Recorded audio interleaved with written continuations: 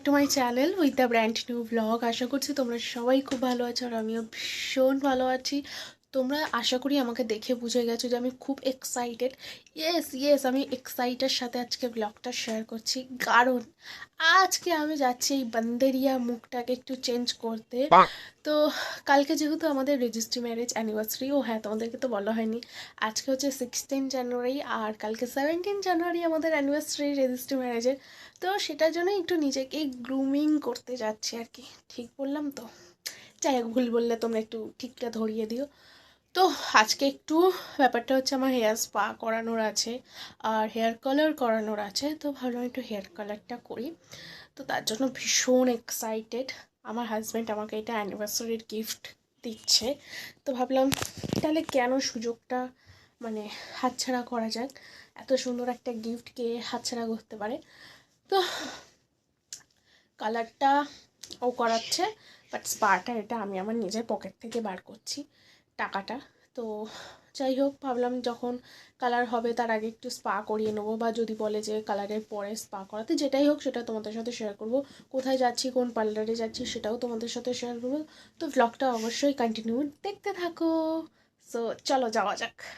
আমি আজকে চলে এসেছি বারুইপুর স্মোকি আইস স্যালনে, যেটা আছে বারুইপুরের রিলায়েন্স ডিজিটালের ঠিক একদম উল্টো দিকে বা তানিক্সের একদম পাশে। আশা করছি তোমাদের লোকেশনটা বুঝতে কোনো অসুবিধা হয়নি। তাও যদি তোমাদের কোনো অসুবিধা হয় আমাকে কমেন্ট করো, আমি বলে দেবো আরও ভালোভাবে। প্রথমে আমার হেয়ার কালার হবে, দেন হবে স্পা। তার জন্য আমার হেয়ারটাকে ভালোভাবে ওনারা কোম করে দিয়েছেন যাতে কোনো রকম কোনো জট না লেগে থাকে।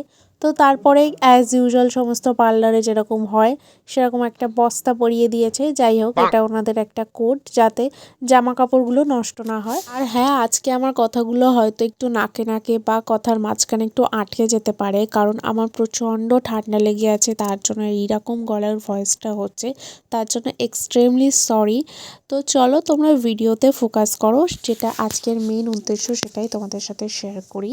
এখানে আমার হেয়ার কালারের জন্য যে ক্রিম অ্যাপ্লিকেশনটা সেটা কিন্তু কমপ্লিট হয়ে গেছে। তারপর তোমাদের সাথে একটু শেয়ার করছি। ভালোভাবে যদি তোমরা ভিডিওটা দেখো তাহলে দেখতে পাবে আমার হেয়ারের নিচের লেন্থটাতে কিন্তু ক্রিম অ্যাপ্লিকেশন করা আছে। কালার অ্যাপ্লিকেশনের পর আমাকে 45 মিনিট ওয়েট করতে বলেছিল। 45 মিনিট পর আমার হেয়ার ওয়াশ করিয়ে দেওয়ার পর স্পা অ্যাপ্লিকেশন হয়েছে। ক্রিম অ্যাপ্লিকেশনের পর আফটার 30 মিনিটস এটা একটা স্পায়ের মাসাজ। মানে এই মাসাজটা যে কতটা রিল্যাক্সিং, যারা যারা স্পা করেছো তারা একমাত্র বুঝতে পারছো যে আমি তোমাদেরকে কি বলতে চাইছি। আর যারা এখনও করনি, প্লিজ তারা একবার হলেও স্পা করো।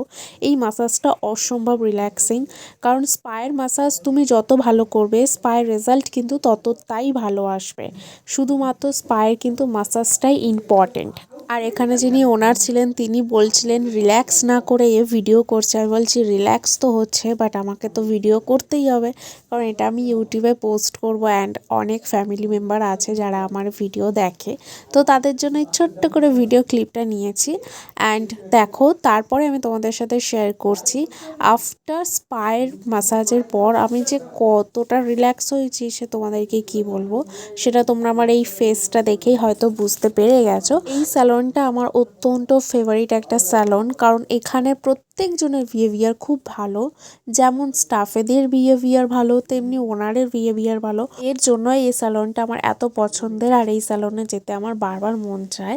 যাই হোক, তোমাদেরকে এই স্যালনের একটা ওভারঅল লুক দিয়ে দিলাম ছোট্ট করে। খুবই ভালো, তোমরা চাইলে একবার আসতে পারো। যারা বারুইপুর ও বারুইপুরের আশেপাশে থাকো তারা চাইলে কিন্তু নিজেদের সময় বার করে এইখানে চলেই আসতে পারো। তারপর তোমাদের কেমন এক্সপিরিয়েন্স হলো সেটাও কিন্তু আমাকে জানিও।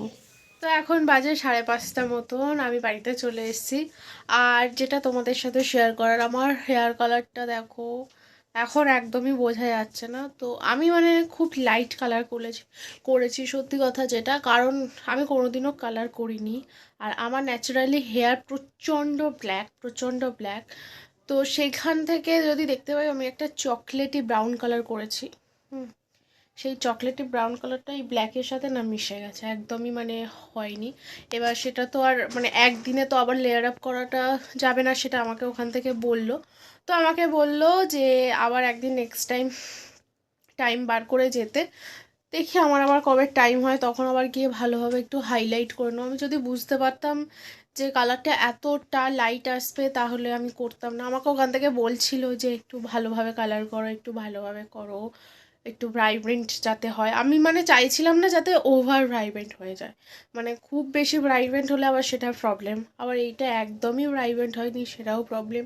মানে কি হলো কে জানে। যাই হোক, টাকাটা বেকার বেকার নষ্ট হলো।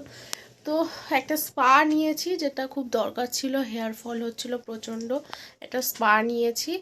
তবে স্পায়ের মনে হয় ক্লিপ আমি নিইনি, তখন এতটাই মুড অফ হয়ে গেছিলো কালারটার জন্য, তাই জন্য আর ওই ক্লিপটা নেওয়া হয়নি। আসলে ব্যাপারটা আমি কোনোদিনও কালার করিনি, এটা আমার ফার্স্ট টাইম, তো তাই জন্য আমি মানে বুঝতে পারছিলাম না যে কোন কালার কতটা ভাইব্রেন্ট হবে, কোন কালার কতটা লাইট হবে, আমি বুঝতে পারছিলাম না। তবে আমাকে ওখান থেকে বলেছিল যে এই কালারটা অত্যন্ত লাইট আসবে, বাট আমি ভাবছিলাম যে ঠিক আছে লাইট আসুক, বাট এতটা লাইট আসবে সেটা যদি আন্দাজ করতে পারতাম তাহলে করতাম না গাইস। আমার ভালো লাগছে না। যাই হোক, ভাবলাম অ্যানিভার্সারির আগে একটু সুন্দর করে হেয়ারটা কালার হবে। এখন হালকা বোঝা যাচ্ছে, তারপর বললো একবার হেয়ার ওয়াশের পর হয়তো বোঝা যাবে। আমার এই কালারটা মোস্ট প্রবাবলি একটু লাইটে বা সানলাইটে খুব ভালোভাবে বোঝা যাবে বললো। তো দেখা যাক কেমন কি বোঝা যায়, নইলে আবার তো যাচ্ছি কালার করব। কবে টাইম হয় এখনও সত্যি জানি না, যাচ্ছি তো বলে দিলাম, কিন্তু কবে যাব সেটা জানি না। চাই একটু কালারটা এলে ভালো লাগতো। দেখো তোমরা বুঝতে পারছো যে আমি কালার করেছি। আমার বোনও বলছে যে তুই কালার করছিস, সেটা বোঝাই যাচ্ছে না। কি আর করা যাবে, ব্যাড লাক। নেক্সট টাইম দেখা যাক কি হয়। এবার একটু হাইলাইট করে নেবো, একটু যাতে কালারটা বোঝা যায়, এরকম একটা ব্যাপার, সেটাই। আজকে ছিল আমার ভাইয়ের বার্থডে, তাই জন্য ওবি এসেছে আর ওর জন্য এই সিংহ থিমের কেকটা এনেছে। এই কেকটা আনার একটাই কারণ, আমার ভাই একটুতেই বেশি রাগ করে সিংহের মতন গর্জন করে, তাই জন্য স্পেশালি ওর জন্য এই কেকটা কেমন হয়েছে অবশ্যই জানিও। এরপর ভাইয়ের কেক কাটিংয়ের ভিডিওটা তোমাদের সাথে শেয়ার করে আজকের ব্লগটা এখানেই এন্ড করে দেবো। Bye bye. আর বার্থডে সেই চালাচ্ছে। বাবা ও কি আমার তো অনেকক্ষণ জ্বলেছিল নে হ্যাপি বার্থডে টু ইউ।